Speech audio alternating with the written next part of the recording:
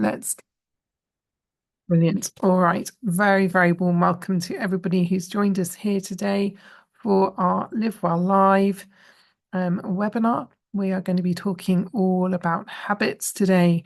And this is such an important area for us all to be thinking about. My name is Ruth Taylor, and I am the nutritionist with Boots Online Doctor Service, also a registered nurse and health and wellness coach, and have been working in the sort of lifestyle medicine world for around 14 or more years, and really love just helping people to make really simple, straightforward changes that can make such a difference to their health and just how you generally feel. All of the evidence that we share in the slides is all evidence-based, or all of the suggestions is evidence-based. We do spend a lot of time looking at the research in the areas that we're talking about during these webinars, just to make sure that everything is as up to date as possible.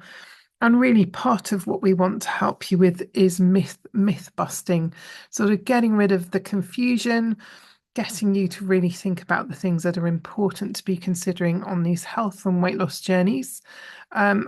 Just to remind everyone or anyone who's new here today, for the purposes of the webinars, we are unable to take any personal questions. We do love answering your questions very much, which we get to at the end of the webinar slide share. But anything which is related to your medication or your personal health history, we really can't delve into that because it would probably need a really fuller conversation for us to be sitting in safe territory to give that one-to-one advice. So I hope that makes sense. If you do have health-related questions, please direct those to your provider of your healthcare. So whoever that is, whether that's your GP or an online health service, whoever is really working with you on this health journey as well. So let's think about today. What are we going to be talking about? We're going to be talking all about habits. So interestingly, now my slides won't move. I'm loving today. Okay, we're getting there. So I'd really like to know from you, what would you like to know? We've got a couple of polls that we're going to be sharing with you through today's webinar, just to see what's important to you, what is going on for you, and to really get you thinking as well. We very much want this to be as much as possible about you. So today we've been asking this for the last few weeks, but for anyone who is here today for a repeat time, or for anyone who's not been here, we really want to hear from you. Just to remind you, the polls are completely anonymous. And it just helps us to understand what has brought people to the webinars today, what's brought you on this health journey, what is your reason for wanting to focus on losing weight. And this is helpful for you to think about as well. So it's not just for us, it's also for you. And we really want to know what's going on for you and why this is such an important factor in your life right now. We want to know if you've got clear motivation. It doesn't matter if you have or you haven't. There is no right answer. There is no wrong answer. This is about you and what your why is. Really, have you got some health reasons that are sitting behind this decision to really focus on your health? Is it because you've got family members who are really keen for you to get healthy? Is it because you want to go on some amazing trip around the world? That's what I'd love to do. But I don't think that's going to happen anytime soon, unfortunately. Do you feel confident that you can lose weight? And what might get in your way? Because I think understand those triggers of what might get in our way is really important. We've already started asking you about what you might do differently. So some people have already got some ideas around that. So thanks very much. So lots of people here are pretty motivated. I've got a clear motivation, around 80% of you, which means around 20% of you aren't too sure about that. And that's absolutely fine. And I'm not surprised to hear that. So thank you for telling us. In terms of health, a lot of people here today are wanting to focus on their physical activity and also really improving their energy. So that is great to hear. And hopefully this sort of health journey, this weight loss journey will really support you with that. There are lots of other reasons as well. So thank you for sharing those. And confidence to lose weight. Around half of you feel confident that you can lose weight. So again, no surprises here. And thank you so much for sharing, because actually it's surprising, isn't it? I think we tend to compare ourselves so adversely to other people. We think other people have got it really sussed and they know exactly why they're doing it. They know exactly how to do it. And actually, that just proves if 50% of you are a little bit lacking confident that you can get this sussed, then you're in a good place, hopefully. So things that might get in your way, your hunger, your willpower, your habits. Well, we're going to be talking about those today, guys. So hopefully this is going to be helpful. And let's see what people are thinking about. Drinking more water is going to be up there. Yeah, 100%. So 60% of you, I think you're going to be drinking more water. So we've got another poll to share with you in a bit. So let's think about what are we going to be talking about today? Habits. Why are these so important? Well, it's interesting when you look at the research around habits, what the research tells us is that most of what we do is based on habit. So we're going to be taking a deeper dive into the habits today and really start thinking about what our daily patterns of behavior are based on. We know that we have these neural pathways that we establish by performing the same actions every day. So our little highways in our brain are really set up to just keep tripping us back into that habit as much as possible. But the great news is that our brains have an amazing capacity to relearn or to swap or to unlearn those different patterns of behavior. And this is what we want to be talking about today. A good way to think about decisions is we make them or imagine that we have some sort of little angel or monkey sitting on our shoulder and a little monkey, angel, or devil on the other shoulder. And really, that represents the two parts of us. Sometimes we don't even stop and think. Habits really are about that automatic behavior. So things that we do without even thinking about it. And we know that for many people who are on this health kick, who are on a journey to lose weight, actually unpicking your habits, exploring what you do automatically without stopping and thinking is really, really important. Because if we don't learn in this journey, the issue might be that when we stop being so focused that we just slip back into those old habits very, very quickly. So this to me is a really important component of this whole journey. So thank you for anyone who's sharing. And yes, just to remind you, if you've got questions, do pop them into the Q&A box and we will pick those up towards the end of the webinar.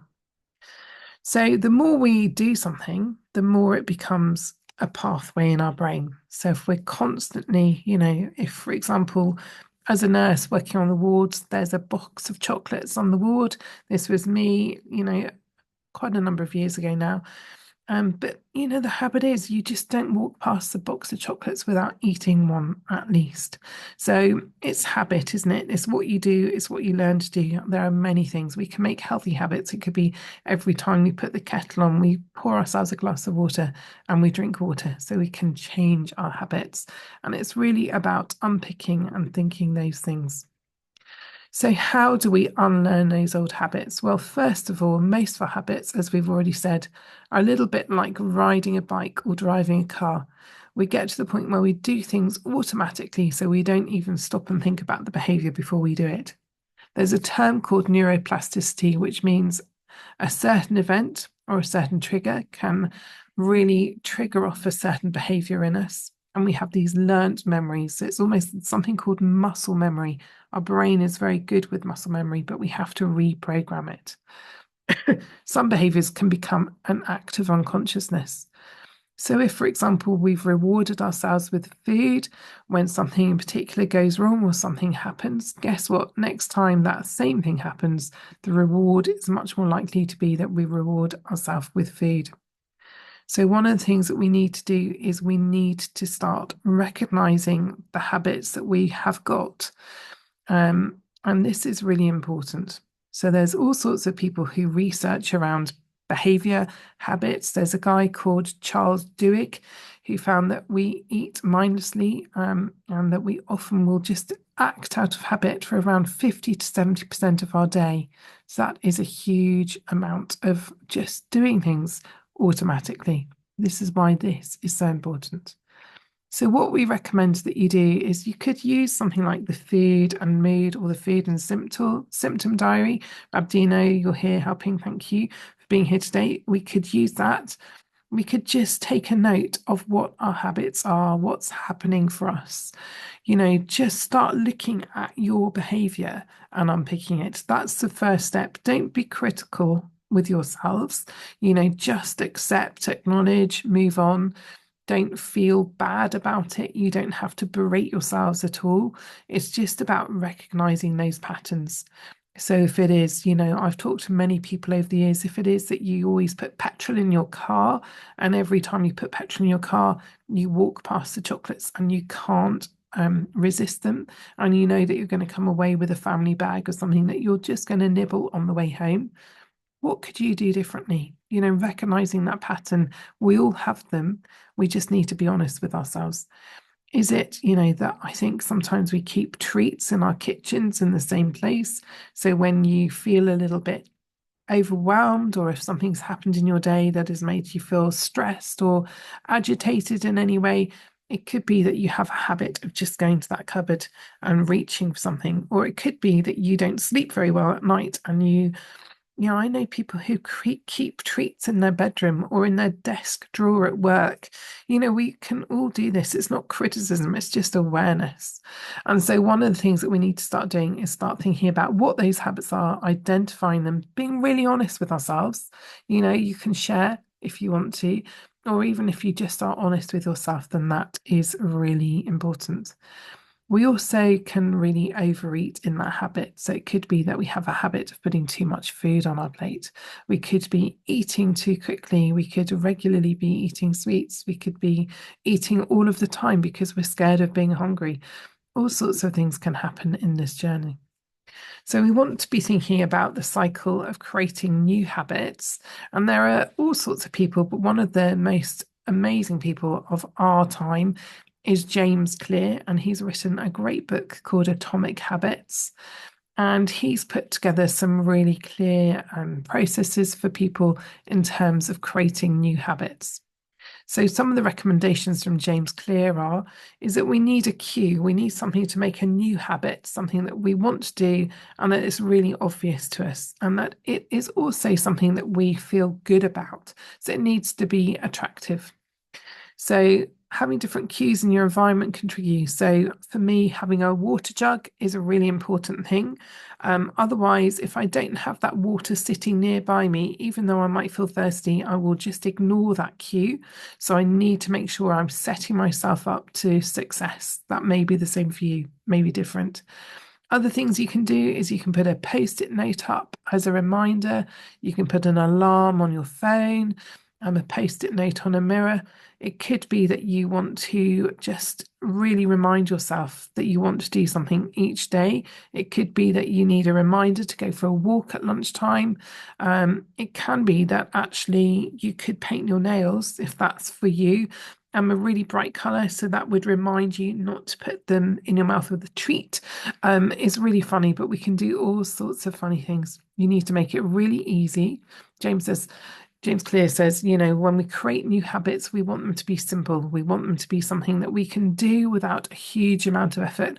We also want to choose something that we want to do, because we need to make it sort of something within our reach. It's a bit like setting a small goal. It's got to be achievable. It's got to be attractive. It's got to be something we enjoy. And it is also something that we need to start celebrating. So when we achieve something like drinking more water, actually celebrate the success, really give yourself a pat on the back and say, that's fantastic. If it is that you want to do some squats every time you go to the loo, every time you do it, pat yourself on the back and say, brilliant, well done, you've done it, because it's really good. And that sort of congratulations can really help to nail and to create that neuroplasticity, really help to create the new highways in your brain, the new habit highways that we're trying to make. Another theory around habits and creating new habits comes from the work of a person called B.J. Fogg with double G on the end. And this is really interesting. And I think it works really closely with the work of James Clear. And B.J. Fogg has talked about this process of creating new habits by habit stacking. And I think for me, I think this really works. So we're thinking about creating tiny behaviors. And it's almost about putting a new habit together with something that you already do every day. So a little bit like if I go to the loo, every time I did some arm push-ups against the wall, or I did some squats, or when I clean my teeth in the morning to do 5 squats every morning, or when I make my morning coffee, that I'll make sure I make my packed lunch so that I've got something healthy to take into work. This really works, I find, when you've got something that you're automatically doing, attaching a new habit that you want to make something that you do automatically eventually, putting those 2 bits and pieces together can really help. Let's see what's anyone saying. Okay, so it's a guy called BJ Fogg, not Fogg. He is a researcher, so it's more from research. Yeah. So Caroline, I can see you've made a good long comment, so I'll have a look at that in a minute when we take a break. Thank you. Yeah, so that book is great if anybody is interested in this subject. It's a really helpful. I've actually got it on Audible and also as a book, because I like it so much, which is very sad. So habits. Interestingly, there's been some really interesting research about the importance of habits as being the most important thing. We talk a lot, don't we, when we're talking to our friends or we're talking to one another or beating ourselves up. We talk a lot about willpower, don't we? One of the things that we often suggest to one another is that we don't have enough willpower, or by the end of the day, we've run out of willpower, or by the end of the week, like we start a Monday morning full of great intentions, and by Thursday afternoon, the week's been hard work, and all of those intentions begin to unravel. Well, it's really interesting when you look at all of this research around the importance of habit making. Actually, it gets rid of the need for us to be relying on our willpower. And I think that's really good. The more decisions you have to make in a day or in a week or in a month, the more difficult it can be to sort of stick with whatever it is that's really important to you. And this is why habits are really important. If you make something a habit, then you generally, like we were saying in the first couple of slides, our habits are based on things that we do automatically. So if we create an automatic habit of filling a big water bottle, refilling it when it's empty, that's a new habit. It's easy. We don't have to really put a lot of thought into it. It becomes a habit. The more we make those habits that they're just automatic behaviors, the less we have to rely on our willpower. And this is why habits are so important. If you rely on your willpower, what we know is we can end up with this thing called decision fatigue, which actually, when we've had a lot of stress or when we've had a lot of things to think about, or we've had a lot of decisions to make in a day, then if we haven't got good habits in place, our willpower is just like a bucket. So it could be that you've had to make all sorts of decisions for yourself, for other family members, for other work colleagues, for, which route you're going to travel on the tube, or wherever you live, which car you're going to, which car journey you're going to, which route you're going to take in your car, which bus you're going to catch, what time you're going to leave. All of these things create clutter in our head. And the more clutter that we have, it could be that 300 people have asked you several questions in one morning, and all of that energy just means that actually our willpower is going to be drained. So this is why making habits is really important. The more decisions you have to make in the day, the less you're likely to be able to make a healthy decision for yourself at the end of the day. So this is crucial. Making new habits is vitally important. Does this make sense to everyone? I hope it does. Let's see. Brilliant. Thanks, Caroline. Sometimes you feel like you're maybe not making sense, but I hope it is helpful. So I also wanted to talk a little bit about something called the behavior change cycle. You don't need to know this, but you don't need to know it off the top of your head. But I think I find this really helpful and interesting, that when we make a change, we have to go through a bit of a process. So say it is you've decided you're going on a health kick. Well, you almost have to go through this whole process to actually be successful. Sometimes we might jump in halfway through. So the recommendation, this is work from a couple of researchers, psychology researchers called Brashenka and De Clementi. And so they have come up with this amazing behavior change cycle. So we would start this cycle with this pre-contemplation stage. So pre-contemplation is when you're not quite ready to face up to needing to make a significant change. So it could be that you need to stop buying sweets at the garage. You know it needs to happen, but you're not quite ready to face it. You actually enjoy the pleasure that habit gives you. Let's face it, a lot of these habits came from a pleasurable place. You then need to sort of like get to grips with the fact that, yep, actually to really move forward with this health kick or this weight loss journey, this is the thing I need to focus on right now. So you start really, really thinking and acknowledging to yourself that this is important and really sort of recognizing that it's something that you need to put some attention to. It could be anything at all that's relevant to you.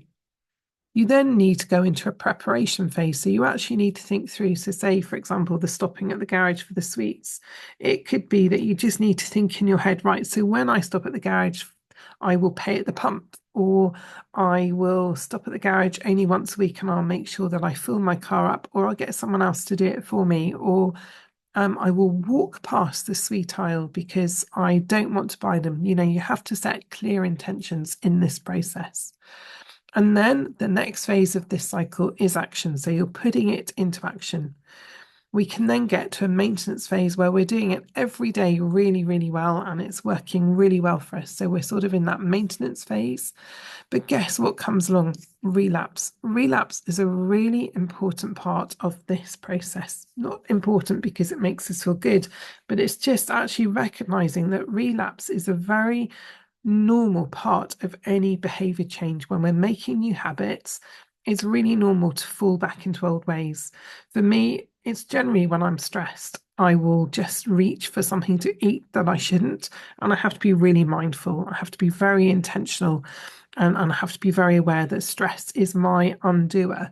For each and every one of us, we'll have something. We might have a person who, when we speak to them, we always get a bit like upset or agitated, or somebody at work causes this stress. It's different. A family member, we're all different. We all have our own stressors, don't we? It could be that, you know, something in particular, maybe you put on some clothes and you don't feel good in it. And guess what? That can undermine us, can't it? So it's sort of about what's undermining you, what's causing you stress, what causes you agitation enough that's going to trigger that relapse. So understanding your habits, understanding what your triggering events are, is really important, so that you can set some sort of like preparation in place, get a plan. I almost think like this whole weight loss, this whole health kick, we should be looking at it like as a mini project or even a large project, you know, that we actually have an action plan in place so that we actually know what the habits are that we need to create, what the habits are we need to let go of, and what we need to do in terms of that self-care and looking after ourselves. So this is all part of that, the making new habits, letting old habits go, understanding ourselves, being honest with ourselves enough to know what our tripper-uppers are. You know, is it when you go out with friends, they don't support you enough that actually they want you to eat the pizza or to drink the Coke or to have the cake when you go for coffee, and that they feel a little bit miffed that you're not joining in? It can happen to all of us. So it's sort of like about understanding what it is that might be the triggering event, and also thinking about what you're going to do in that situation, and be prepared for relapse to happen. It happens all of the time in life. It is very much part and parcel of a weight loss journey. We can get relapse where we plateau. We can sometimes put on a little bit of weight that can really undermine how we feel and our positivity. So it's just being prepared, recognizing this is just normal and it's okay, and we can move forward and we can let those old habits go. I think it's really important. So one of the things I want to also suggest is how many habits should we make at one time? So the research says that actually it's about recognizing the process, changing the things which are easy to change to begin with. So like nail some things. So if it is that you feel really motivated to go for a walk every day for 10 minutes or 15 minutes or 20 minutes, whatever you can manage, that is your new habit. Make that, stick to it. put it on a post-it note up, remind yourself, put a timer on your phone, look at your diary, see where that's going to fit in each day. Each day is potentially going to be different. So just make it work for you. If it's around eating healthy food, maybe think about the foods that you want to start eating more of, or some of the foods that perhaps are less healthy that you want to keep as treat foods or to have less of. If it is that you always go back for seconds, is it that you need to learn to put enough food on your plate that you never go back for seconds, because seconds can really sort of undermine those sort of real clear intentions. And how do you know whether you've overeaten at that point when you've got sort of like effectively 2 helpings of food? Is it that you need to think about your grazing and your snacks? Are you somebody who grazes your way through the day or the evening? Is it that that's something you need to let go of because it's getting in your way of achieving what is most important to you? And that cycles all the way back to why. Your why, that emotional connection. What's more important, to have the snack or to be healthier? We have to really be honest with ourselves. So let us know. Let us know. And how many habits should we make at one time? So I think the research says it depends on the size of the habit, how big this is in terms of for you. Is this a big change, a small change, something that is a little tweak? If it's a couple of little tweaks, we can probably focus on more than one thing at a time. If it is something really major, then we might just need to really focus on that one thing at that time and nail that and feel confident that you're getting it right. So here's another poll for you. Really interested to hear from you what habits you might want to sort of really start tackling now. It's a really important step for all of us. For me, the water, I think, have much more nailed. I think the emotional snacking is something that I'm getting much better with. But it's amazing how actually there's a few things, like I've cut my caffeine down just because that was a really luckily, I think being derailed used to be my biggest problem.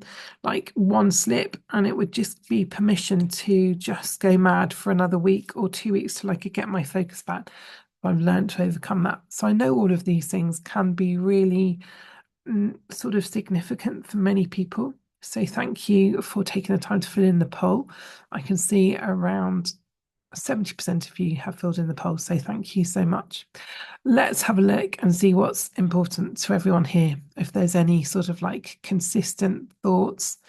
So not drinking enough water is one of the things that 60% of you roughly are going to be focusing on and making this a new habit. So well done for even, identifying that. Is getting to bed important to you? Is getting some more sleep? Does that sleep really help with that focus and with that attention to detail? So for around 25% of you, sleep is really important. Around 25%, again, grazing without thinking, that is just brilliant. If you can start focusing on these things, this will make all the difference.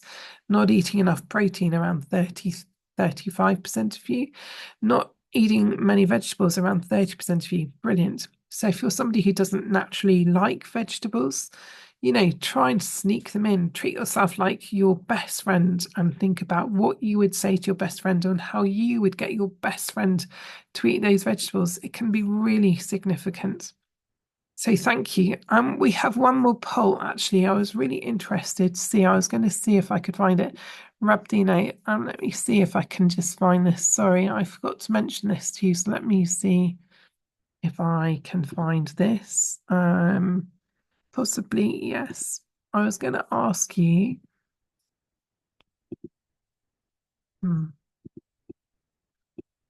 Thank you. Yeah, about your cameras. We've always assumed that people would want their cameras off in the webinar. And we're just interested to hear from you because that's our assumption and was based on starting these webinars quite some time ago. So really interesting to see of the people who have responded to the poll, which is around 55% of you, actually resoundingly, there is a 75%, 76% preference to have your cameras off. And the rest of the people who've answered the poll, thank you so much, don't mind. So I think based on that heavily swayed result, we will keep your cameras off. So thank you. We know that we're meeting most of your needs and the rest of you don't mind. So that's really good news.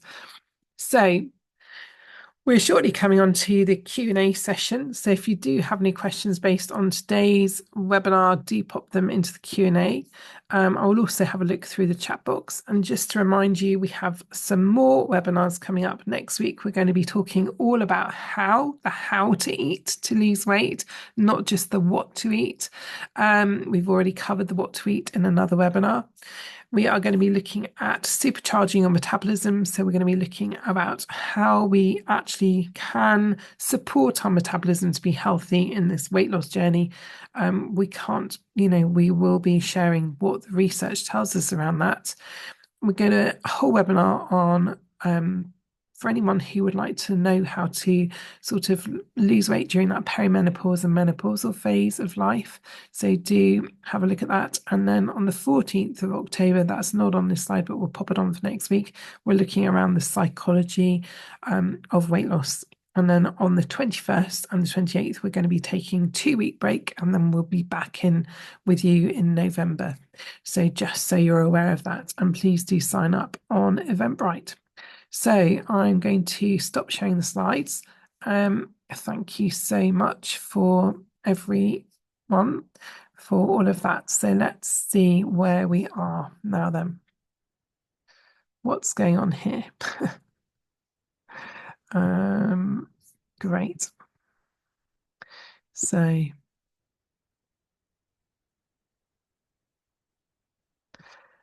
okay. Sorry, having a few technical problems. It's my new way of sharing slides and just answering questions. Righty-ho, thank you. I'm into the Q&A box currently. I hope you can still see me. And yes, I really now need to stop sharing my slides, don't I? Let me just see if I can do that.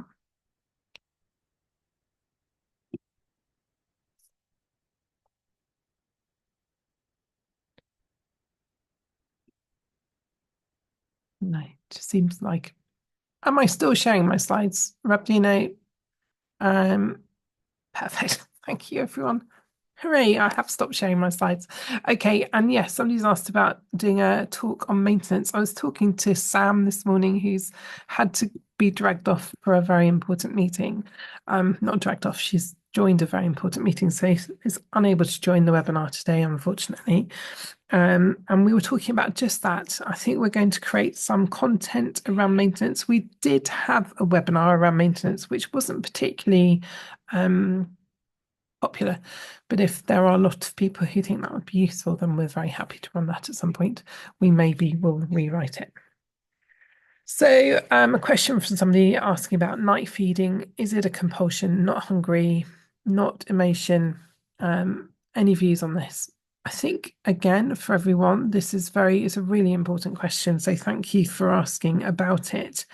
I think it might be learned habit. If it doesn't feel as if it's emotionally based, then it is very possible that this is going to be about your habit. So the habit has become that you're awake in the night, you will go down and raid the fridge, or it could be in the evening before you go to bed, you'll raid the cupboards and you'll have some extra snacks that you really don't need.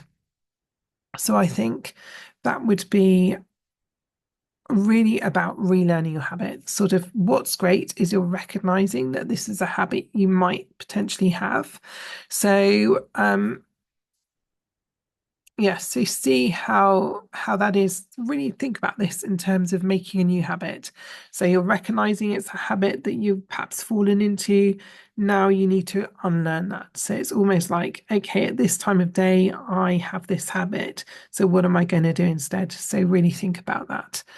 Really think about what you could do instead. Is it that you're going to read a book? Is it going to be that you do something completely different to distraction techniques with making new habits can be really helpful, or for derailing us from old habits? So let's see how you get on with that and see if you can distract yourself. Even acknowledging this is a really important step. So just see how that goes for you. compulsion related to hormones.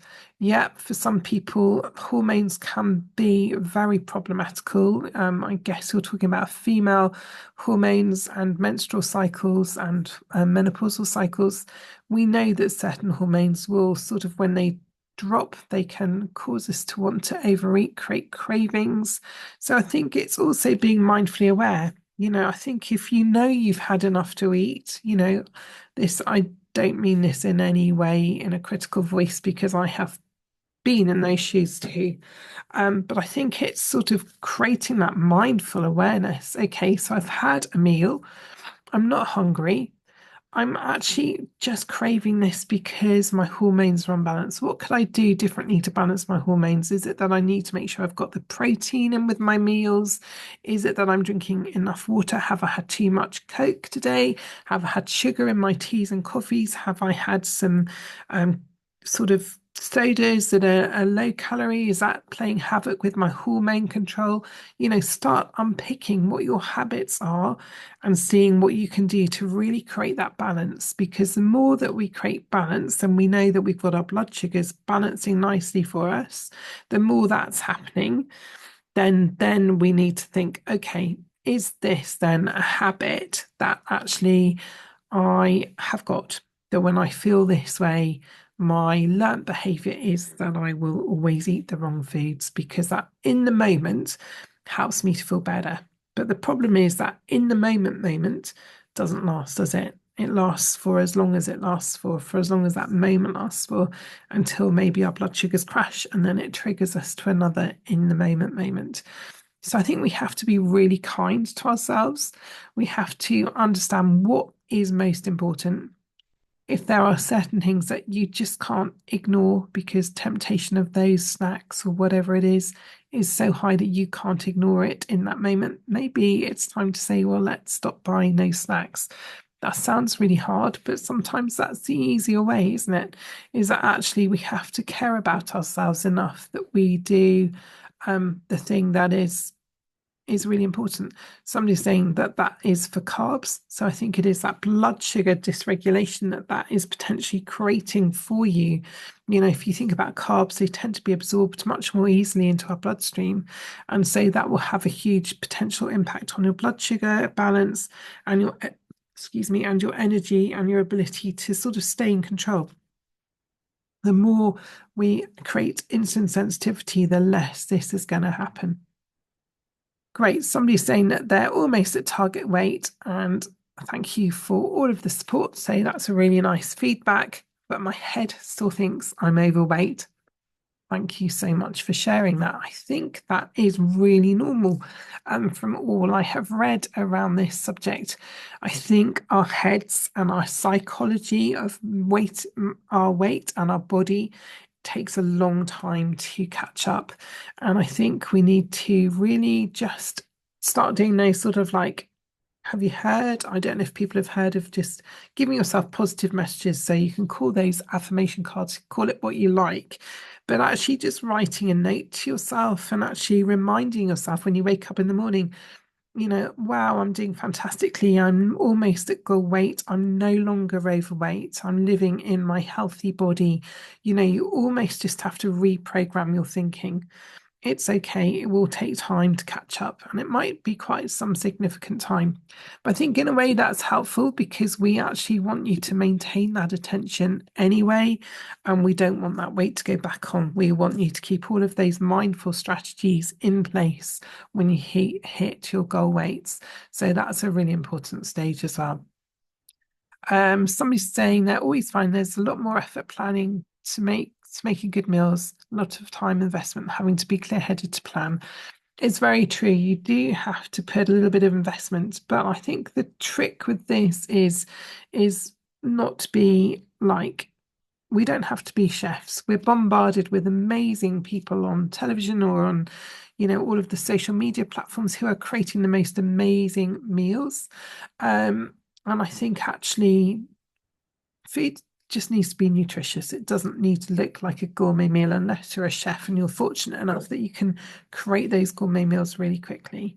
So, and also, you could create a 2-week menu plan and just cycle that round for 2 or 4 or 6 weeks. And then when you get bored with something, just swap, make a new recipe once a month and put that into that meal plan somewhere.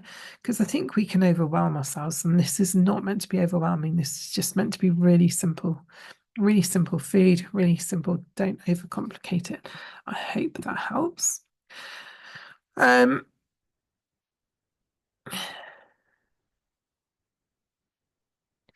so somebody's asking about grazing for somebody who's perhaps had surgery or who's taking medication. So generically, we would recommend for most people that grazing is something we don't really do as much as possible. For everyone, irrespective of what your particular health journey is, one of the things that we would like you to achieve is insulin sensitivity. One of the things that prevents us from losing weight and prevents or creates a problem with weight management is a loss of insulin sensitivity. So all of the plans, the sort of core eating plan, the Mediterranean eating plan, they're all orientated around eating in a way which is consistent for insulin sensitivity.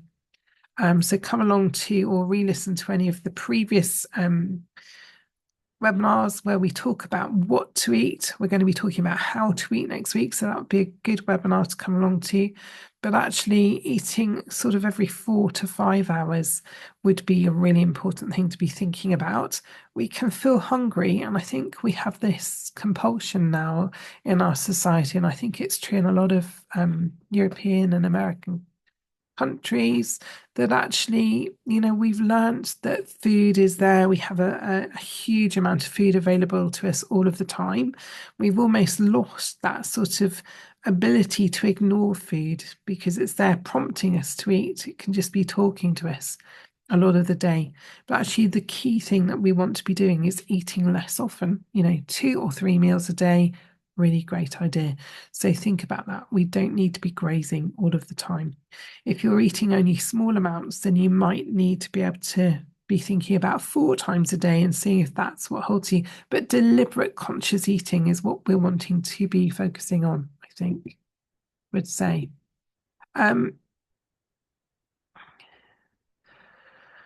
So maximum amount of fruit, I don't think there's a set amount for every person, but I would say have your fruit at the end of a meal as a dessert and say maybe 3 meals, 3 pieces of fruit.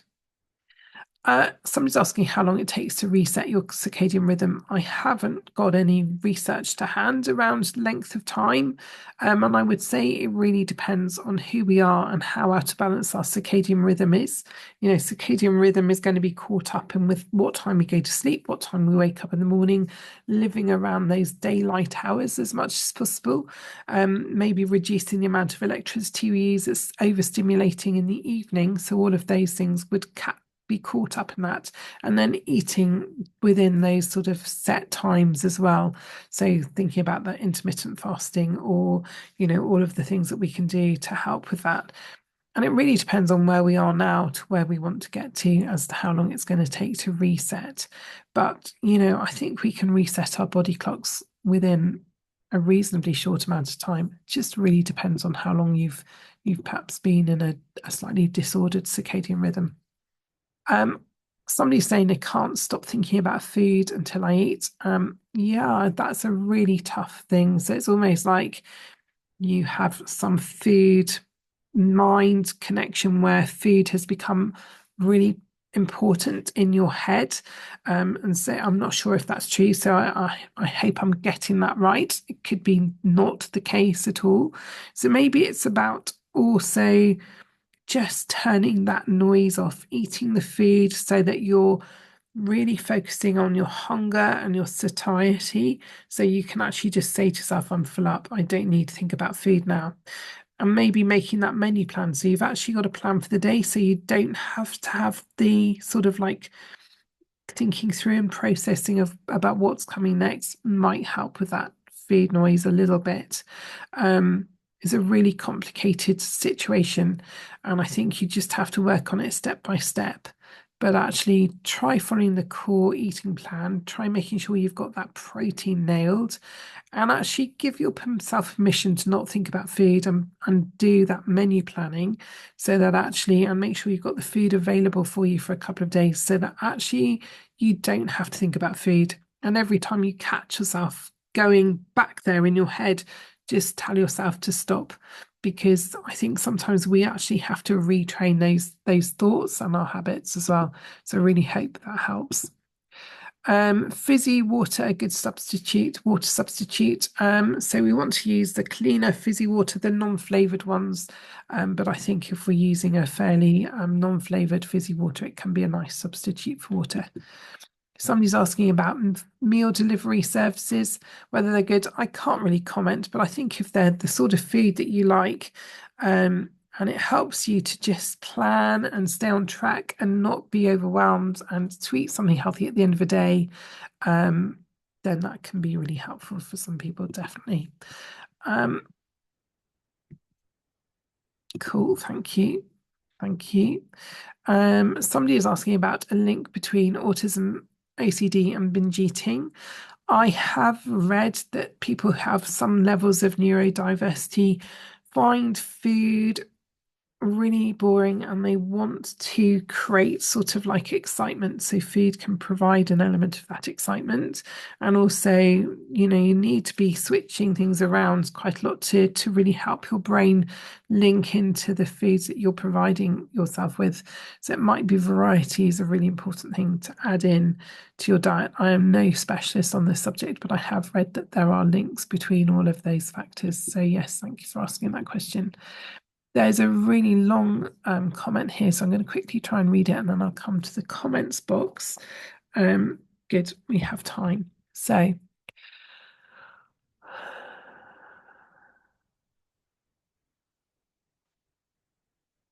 someone who's lost weight and regained it, and calories. Okay, so somebody's asking about crashing their calories down to lose weight to under 1,000 calories a day. And from all of what I've read is that that generally wouldn't be what we would recommend in the long term. So maybe come along to the webinar next week about how to eat, because we'll cover some of those points next week. I think we want to create flexibility. If you're somebody who has lost weight and regained weight and lost weight and regained weight, then it can be that your body fat percentage has gone up, and your muscle mass percentage in that journey of the regain, the loss, the regain will have changed as well. So you may have lost a little bit of muscle mass. When you lose a little bit of muscle mass, then it can be that your body becomes less metabolically active, which means you have less calories to use before you gain weight. And we wouldn't recommend crashing your calories down if that is your sort of choice, if that's your situation. We'd really recommend following something like that core eating plan, really making sure you're nailing your protein and your vegetables, your sort of above ground colourful vegetables. One of the medical teams there said they didn't really understand this above ground nonsense. So I think maybe they've got a point. We want to go for colourful vegetables. And really the sort of non-starchy veg as much as possible, and fill up with those. They've got lots of fibre and will help you feel full.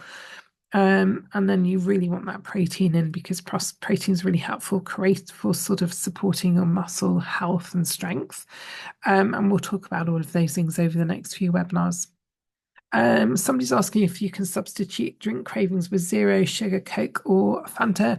I would very much suggest you don't do that. What we know around those zero sugars is that our body will still be receiving the message that it's having something sweet, and our body cannot differentiate between real sugar and pretend sugar. So pretend sugar from something like the zero calorie drinks. So I would very much say you ideally would be preferable to just switching your habit over to drinking water as much as possible. I know that can be, it's quite a big ask. So for somebody who's drinking those zero cans of whatever, maybe wean yourself down, because I think that's really important to just get rid of those and make those an occasional treat. I hope that's helpful.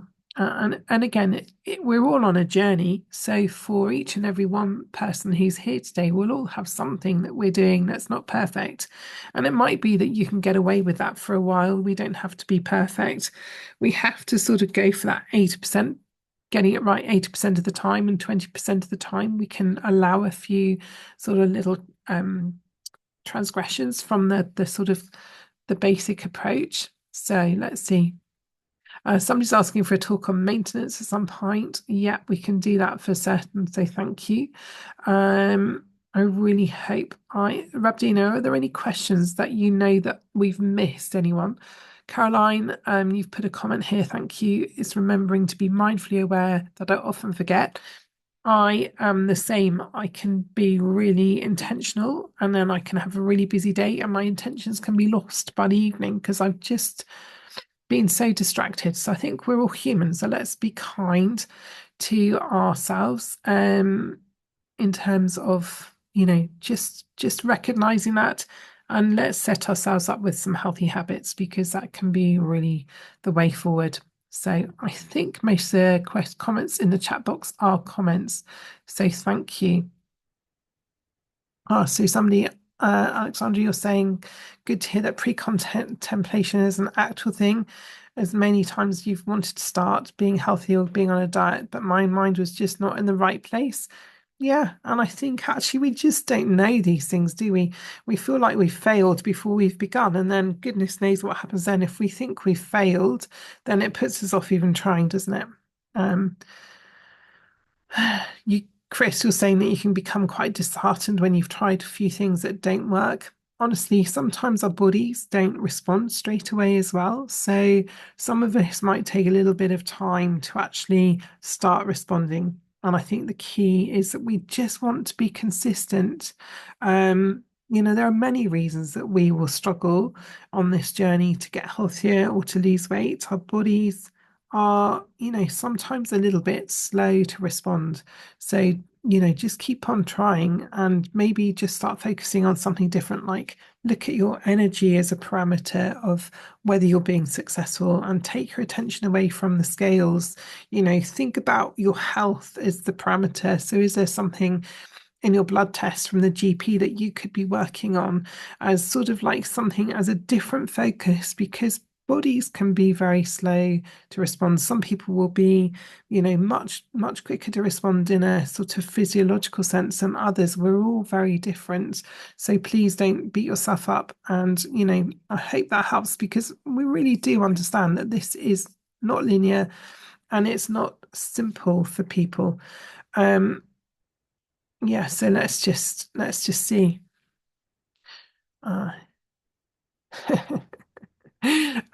So somebody has put a comment that they have eaten a couple of bars of chocolate yesterday. We'll just put it down to yesterday and move on and have some nuts today. Or even let's do the thing where, check in with yourself and think, okay, when did I last eat? Did I have a big meal? Did I have a meal that was satisfying for me? Did I have that protein? Have I had enough to drink? How is my sleep? Is that what's affecting my appetite?